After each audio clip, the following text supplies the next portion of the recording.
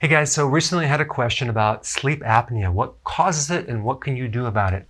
So this is the condition which really affects someone's sleep. You see this a lot in diabetics. Is there a connection? Yes, there is. So when you have high glucose, okay, high blood sugar, it depletes vitamin B1, okay, that's thiamine. Because vitamin B1 is essential in maintaining normal function of your brainstem, especially the breathing centers, which connect to a nerve called the phrenic nerve, which comes down from the brainstem and goes right to the diaphragm.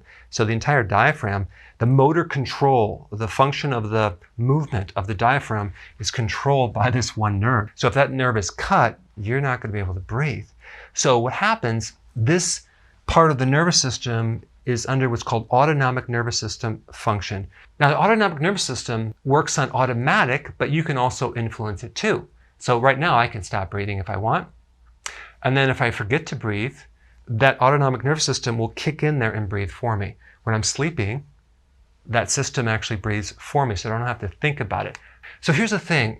So when your spouse is, let's say, snoring, and all of a sudden you hear them stop breathing for a period of time, that's sleep apnea. That's definitely involving these breathing centers right here.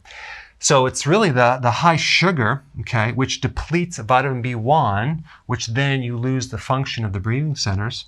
I mean, if you take a look at other symptoms of low vitamin B1, you have lactic acidosis. That basically is a situation where your pH becomes slightly more acidic and you'll have problems breathing just from that alone. Or there's another condition called dyspnea, which is basically difficulty breathing. It's related to something called beriberi. What is that? That's a vitamin B1 deficiency. But people could have a moderate or a subclinical deficiency that might not show up on a blood test, but it's just gradually going into a major deficiency. Also, there's another condition called SIDS, sudden infant death syndrome, okay, where this infant just stops breathing for no reason. Well, that also is related to a severe B1 deficiency in an infant, which basically affects the breathing centers. Again, a lot of this information you can find when you study beriberi, or look at the relationship between vitamin B1 deficiency and SIDS. You'll find a lot of interesting research.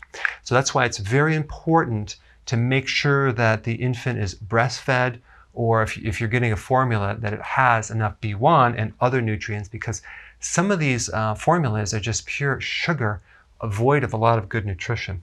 Anyway, I just wanted to point out that if you have sleep apnea, you may want to start taking vitamin B1, and in addition to that, take nutritional yeast, because that will also support and prevent any other deficiencies from higher levels of vitamin B1.